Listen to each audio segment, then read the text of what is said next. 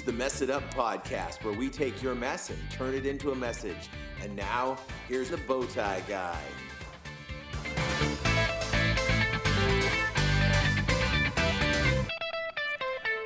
Hey guys, welcome to a special episode of the Mess It Up podcast. I say it's special not because of its number or the date or anything like that. Nothing really special about it except for the fact that it is right about midnight on the day that we are supposed to broadcast the podcast or publish the podcast, I guess it is. And I realized I didn't have a podcast. So it's 11:59 on Monday night, and it's got to be out. Well, it just changed to midnight. It's got to be out 9 o'clock in the morning on Tuesday. So it's a little late to be calling people and say, hey, how would you like to be a guest on this week's podcast? So guess what? You are stuck with me, the Bowtie Guy. And because it's late at night here, I'm sitting in my living room, watching TV and thinking about bed. I am, for this week, I'm the no-tie guy. So we'll just kind of see what happens with this and roll with the punches the way they come. I mean, what's better for the Mess It Up podcast than a little bit of a mess, right? We'll see if we can turn it into a message. So this week, my word of the week is aplomb. And I didn't pick this one specially for this week. It just is in the list of words, but it says self-confidence or assurance, especially when in a demanding situation. So hopefully I do this podcast with some aplomb because I really could use that. And it's a little bit of a demanding situation. Everybody knows how much I love to talk, but my biggest problem is when I talk a long time, I need to take a sip. And when there's a guest, I always point at the guest and it's like, hey, you talk for a little bit while I take a sip of my drink, keep the old vocal cords moist and lubricated. That's not going to happen tonight. It's just going to be me rolling. So if you can use that word aplomb in your sentences this week, go ahead and give yourself some bonus points. Because there's one of me, I'm going to multiply the normal 10 by 1. So instead of getting 10 bonus points this week for each time you use it, you're going to get 10 times 1, which winds up being 10. So there you go. Same as always, right? Cool. All right. Well, I want to remind you that you can share the show on all of our social networking places that we typically use. We're on Instagram, we're on Twitter, we're on Facebook, all those things. So please think about sharing the show with your friends so they can know that you are listening, and maybe they might want to listen as well and get in on the act and, just kind of join in with whatever's going on.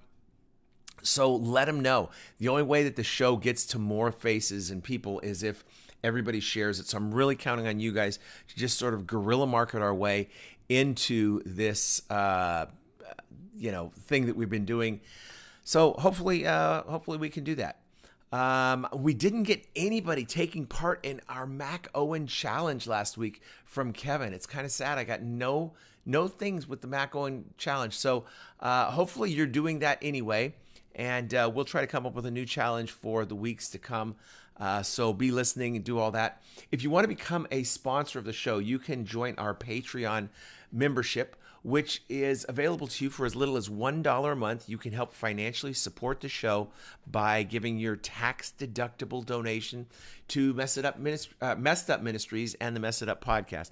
Helps us keep the show on the air, pay for bandwidth and website service and all those good things. So we really appreciate all of our Patreon members. You can also, if you join that top $25 level, you can be part of our book club. We're reading some cool books coming up in the future here that I've chosen from some different reading lists that I was perusing. So that's really fun. So get involved with that. If you want to send me an email to tell me your thoughts on the show, you can get me at bowtieguy@messituppodcast.com.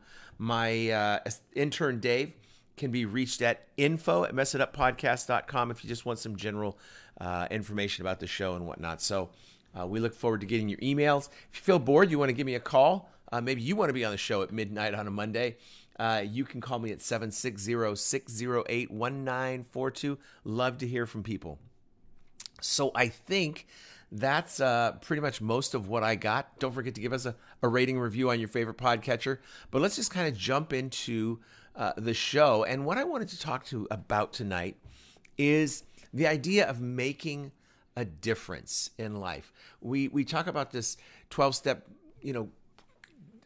journey that some of us are on, that definitely I'm on.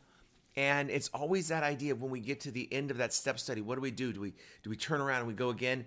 And tonight I had dinner. You can check out the Facebook page, and you can see Kevin, who was just on the show. He just finished his step study tonight. So we went out to dinner, and while we were talking about, what comes next for him and all these kind of things. And I showed him my watch, and I moved on my Apple Watch. I swiped through a couple of different faces until I got to the analog face, and it had those numbers from 1 to 12. And I said, what comes after 12 o'clock here, Kevin? And he saw 1. And it's just that idea of once we get to step 12, it's about giving back and not just quitting. I have seen so many people in my days of recovery get to the end of the steps and just think, okay, I did that. Now what's next? And they move on to the next challenge in life, thinking that it has to be something different than Celebrate Recovery. And my friends, my experience is I have to keep working these steps year after year after year, day after day after day. And step 12 says we try to practice these principles in all our affairs. So we don't try to separate it out and say, here's my Celebrate Recovery stuff and here's my not Celebrate Recovery stuff. It's all Celebrate Recovery stuff. It's all recovery because Christ did this for all of my life, not just for part of my life. And if I just put the gas in the car one time, it doesn't keep going. I've got to keep putting gas in. So by working my steps over and over and over and going to meetings and hosting step studies and participating in these things, doing the blog, writing books, doing the podcast, it keeps me actively working my steps. And that's such an important word, that word, working the steps. It's not just a thing that we do. It's not working my way through the steps. It's working my steps each day. So that means there's probably going to be some effort involved. I had a good friend one time talk about, we were at a business meeting for the business we were working at, and he was brought in as a consultant because the business was not doing particularly well. And he said, guys, there's a reason they call it work. You don't just sit back and hope that it comes to you. You've got to work. And with recovery, if I just sit back and hope that life comes at me, it will. It'll come right at me. And it'll come at me with a vengeance. And that's what it did before I was in recovery. And I made a decision to get into recovery to change the way my life was, to make my life different because it wasn't working for me. That first step, realizing I'm not in control and that there's a problem, that life has become unmanageable. That was a realization that changed my life because before I thought I had everything under control.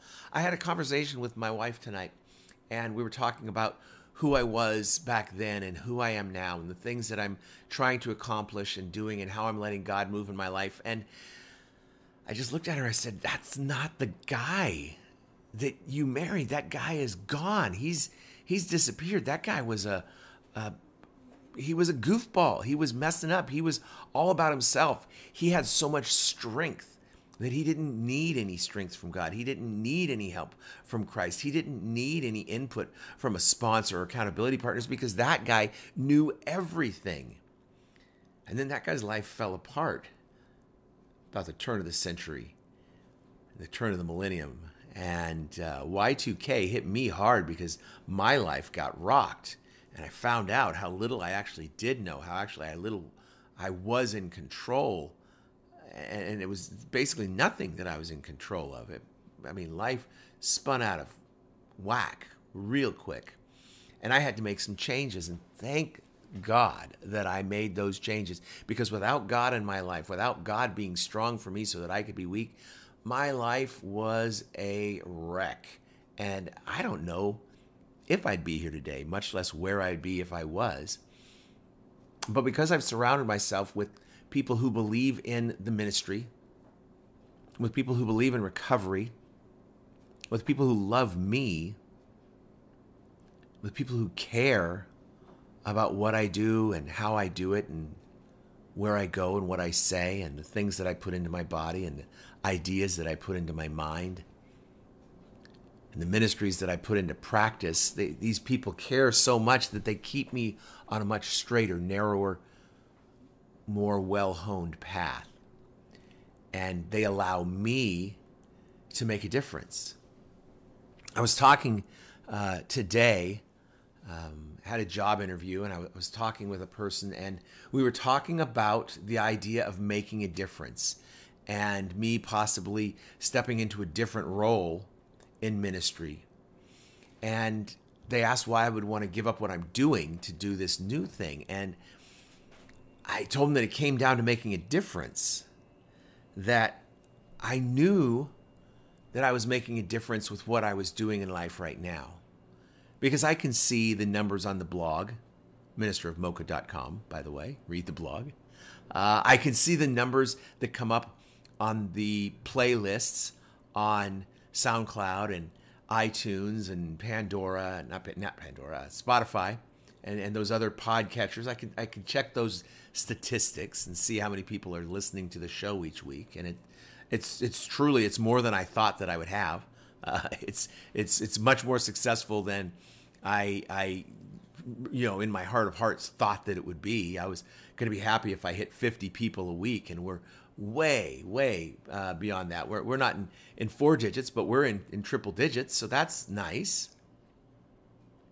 And people have contacted me on the email and have joined Patreon and said, you're making enough of a difference. I want to give you a financial boost. And that says a lot, because money is tight and people have, a lot of places they could spend their money. And for them to choose to spend it on my ministry is humbling. So I know that I make a difference. And I told this person when they asked me the question, I want to make more of a difference. I want to reach more people, because what I'm doing is fantastic, but I'd love to reach even more people. And it's not about fame or glory or anything like that. It's about lives being changed. God has created me to be a servant. He's called me into ministry so that I could serve people who need it when they can't get it for themselves. I mean, I've been called into prison ministry to work with people who have found themselves in a bad way, who have done horrible things to other people, including, murder and any of the other things that you can think of that might be a horrible thing. I work with those people, and I want to do more because I want to make a difference, because God called us to be doers of the word, not just hearers, but to go out and do what the word says. And Christ himself said that the most important law was to love the Lord your God with all your heart and mind. And the second one was like it. It was to love your neighbor as yourself, to love other people. And that's what I'm called to do. That's what we're all called to do. If you don't know what your calling is from God, know that part of it is to love people, because he tells us specifically that's the most important thing. God narrowed it down for Moses to 10, and Jesus narrowed it down for us to 2. And it doesn't say what not to do. It doesn't say don't do this. It doesn't say don't do that. It's not the list of don'ts. It's the list of do.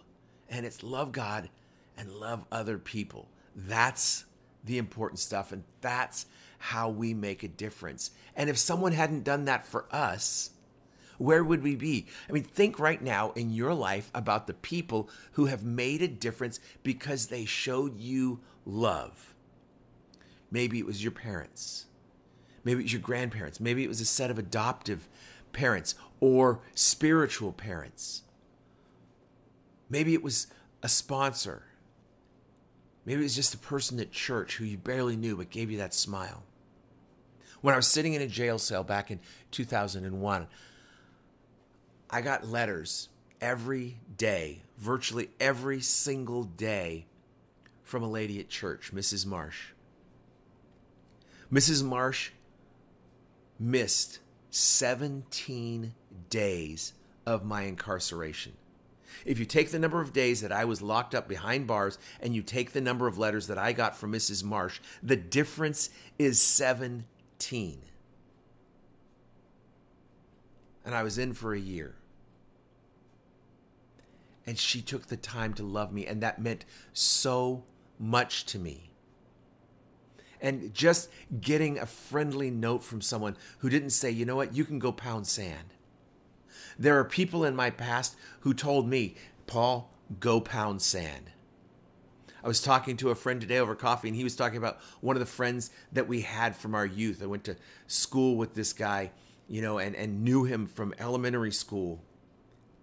And I don't know anything about him or his kids. Because when I made my mistakes and made my mistakes known, he was one of the people who said, you know what? Pound sand, go the other way. He dusted his shoes off, and he dusted me out of his life, and has never invited me back in. And in all likelihood, won't ever invite me back in.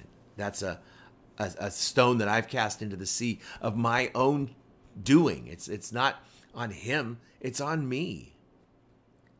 And so do I want to make a difference in people's life? Yes, because people have loved me, and it is incumbent on me to now turn that love around with great aplomb, I might say, to give people all the love that I can muster, and to greatly love those who might seem unlovable.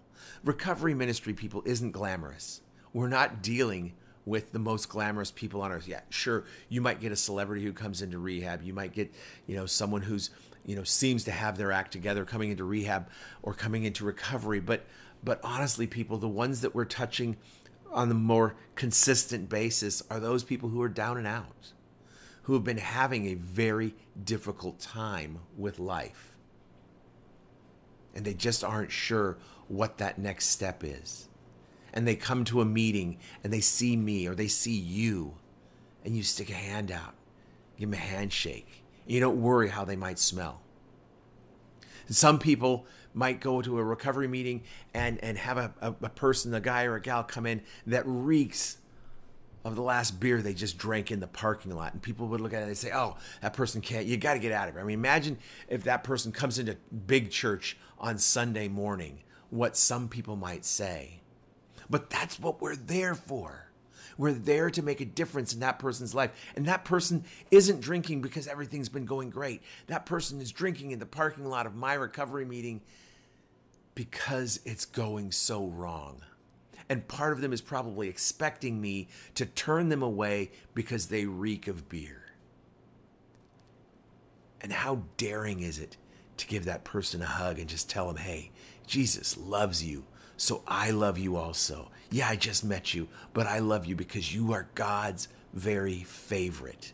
It's just the way that it works, and it's what I needed to happen. People gave me that love when I came out of that jail.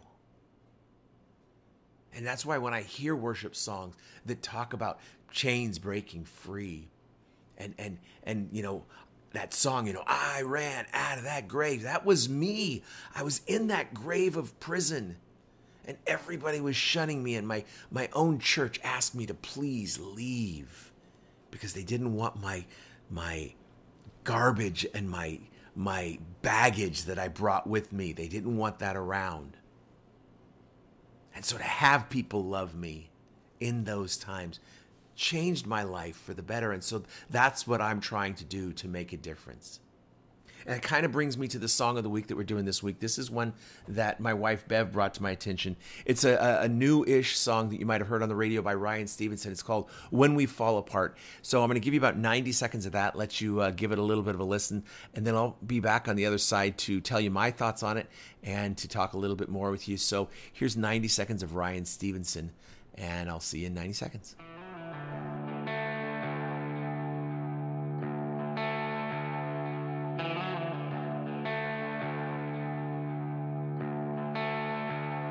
You were 43 when you got the news.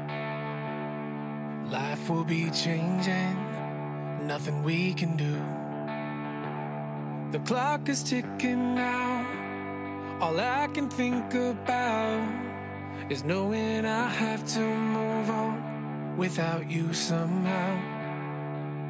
And I just can't believe that you're the one who's keeping it together, as you hold my hand and say, it's okay to cry, it's okay to fall apart. You don't have to try to be strong when you are not. And it may take some time to make sense of all your thoughts, but don't ever fight your tears, 'cause there is freedom in every drop. Sometimes the only way to heal a broken heart is when we fall apart. You asked me to sing some songs that I wrote. I can barely speak, barely play. So that song has a lot of heavy hitters on it. Vince Gill singing and playing, and Amy Grant in there as well. So no slouches on this song whatsoever. But its meaning is just, it's really powerful to me because I've been through loss and mourning and needed to just, weep. And sometimes it's the loss of a loved one. Sometimes it's the loss of the old me. Sometimes it's the loss of the wrong thinking, the wrong voice in my head. And I've had that wrong voice in my head many times. And I can remember standing at the top of the bleachers at Saddleback Church at a Celebrate Recovery summit and singing songs, or trying to sing songs, and having to go through what it talks about in the second verse. It says, you asked me to sing some songs that I wrote, and I can barely speak, can barely play a note. All my tears rush in, falling on my strings, and make the sound of these progressions have a different ring. It's okay. And I say I was at the top of the bleachers because I just went away because I didn't want to be in a crowd of people while I was feeling that motion, that emotion. And the song, I ran out of that grave. That's where I was at. I felt like I was just in a grave. I was buried by my own thoughts and self-doubt and fears and the lies that I had soaked in from the enemy and just believed and took, maybe not hook, line, and sinker, but enough to get me so I was on his reel and he was pulling me in away from where it was safe and into his horrid boat. And that freedom that Christ provides, and the realization that I didn't have to live with that lie, that I didn't have to believe that lie, that I could feed on the truth, was overwhelming to me emotionally. I was just weeping and I couldn't get the words out to the song. And I was trying to just sing and be bold and brave and worship, but it just brought me to my figurative knees. I just stood in the back and it was just so thankful and just wept as I let the song wash over me and just know that those words were going through my heart and my mind, even if I couldn't get them to go through my mouth. And we have been given that emotion of sadness, that action of crying. And it says, that Jesus wept when things happened. I mean, Jesus was brought to tears over the loss of his friend Lazarus.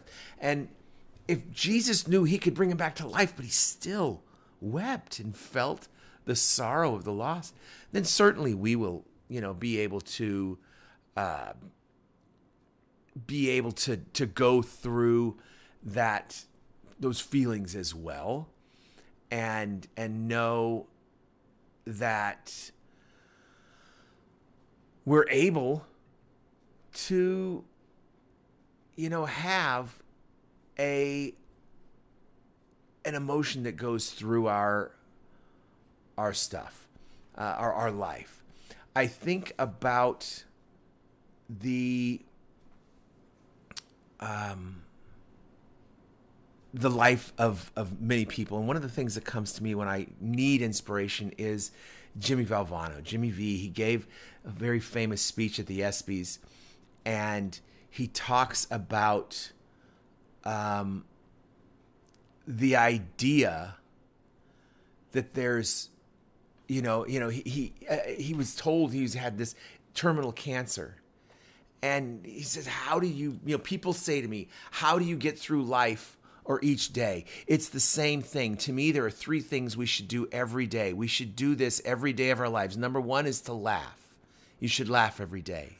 Number 2 is to think. You should spend some time in thought.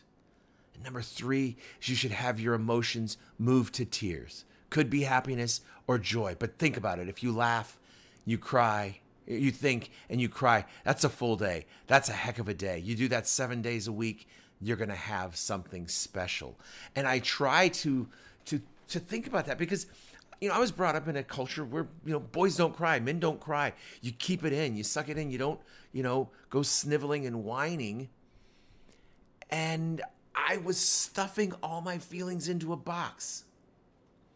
And this song, by Ryan Stevenson just reminds me, we need to let those things out. We need to cry. We need to be joyful. And those tears can be sadness. They can be joyful. They can be all of it wrapped into one thing. And that's just, something to think about. And if you're not familiar with that speech, it's all over the place on the internet. Just look up Jimmy V's speech. It'll come up. You watch it. If you don't like it, send me an email telling me why you didn't like it, and I'll send you a $5 Starbucks card if you think that speech was not worth your time. So that would be bowtieguy@messituppodcast.com, where you can get that guarantee. So we were talking about making a difference. And Kevin graduated from his step study today. And, my question is always, well, what's next? What are you going to do next? And he just talked about how he wants to share what he's found with other people.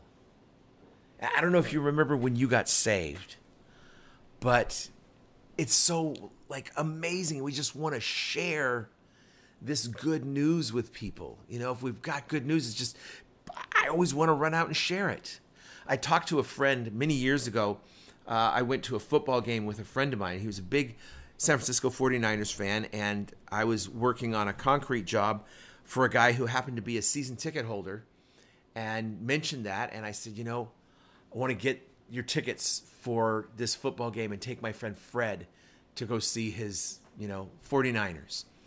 And so we went on a Monday night game and saw the Philadelphia Eagles.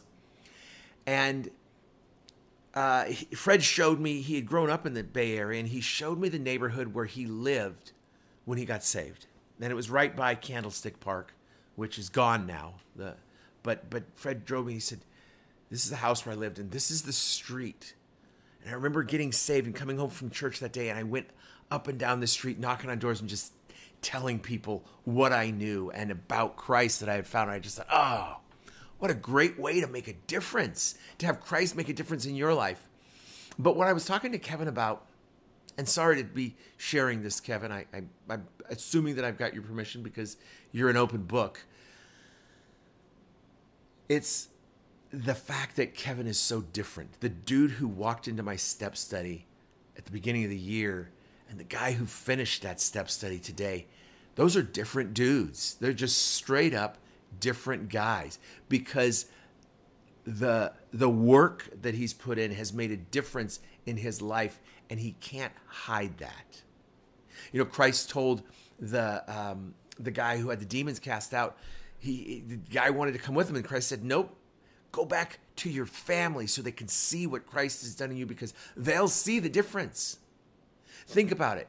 You've got a black sheep in your family. We all do. If you can't identify the black sheep in your family, it's you. It's very probably you that's the black sheep. And think about how that black sheep might have changed, and you see the difference.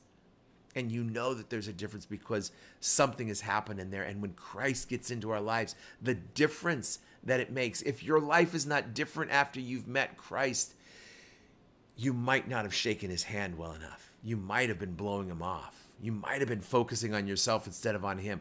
Try meeting Christ again. Open your Bible and meet Christ again for the first time and see if you don't change. See if he doesn't make a difference in your life. And then if you don't now, go ahead and make a difference in other people's lives because they see what's happened and they want what you've got. I think about Bill Murray in the movie Scrooge. It's one of my favorite holiday movies, and he talks at the end and he says, and people are going to see the difference and they're going to want it. They're going to want to make a change and they're going to want to be different because they can see the difference in a life that's been changed. What are people going to see in your life tomorrow? What are they going to see in your life today? Maybe you're sitting in your car listening to this.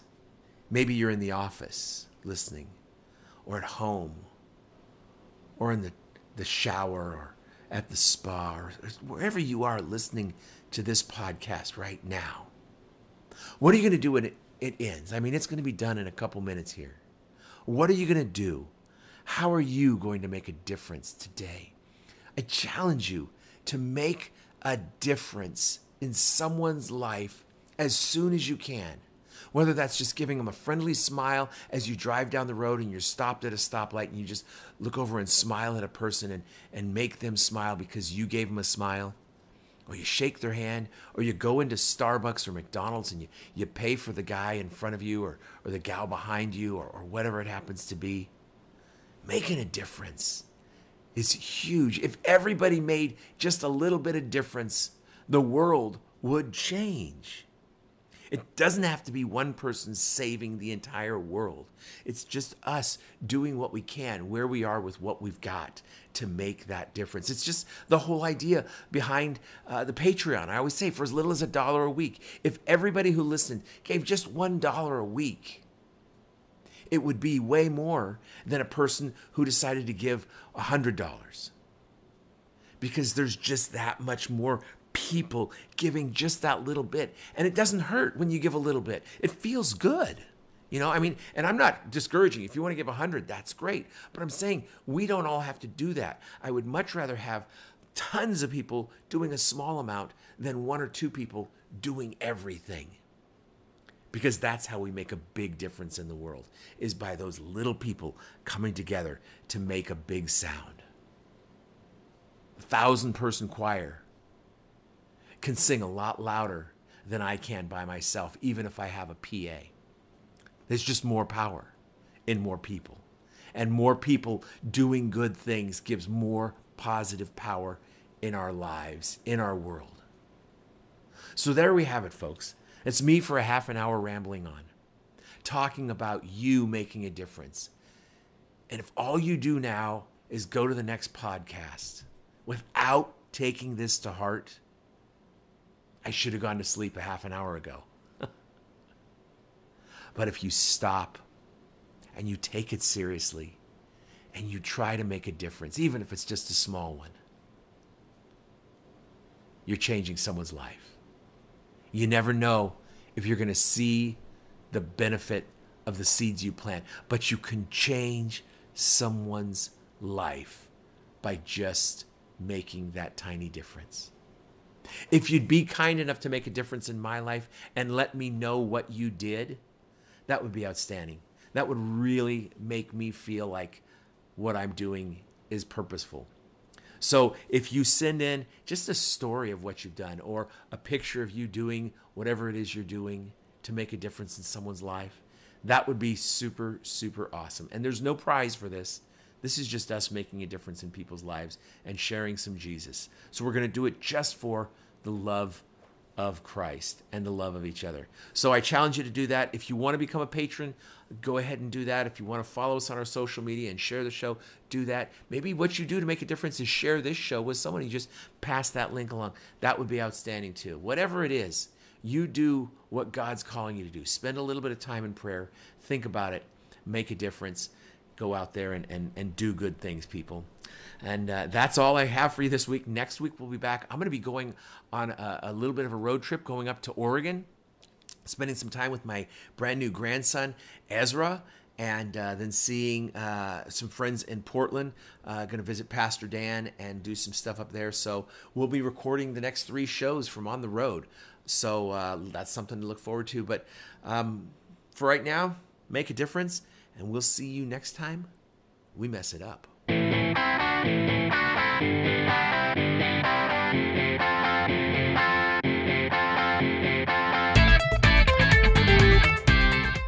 Thanks for checking out the Mess It Up podcast. If you've got any questions or feedback, please email info@messituppodcast.com. Don't forget to share with your friends, and we'll see you next time we mess it up.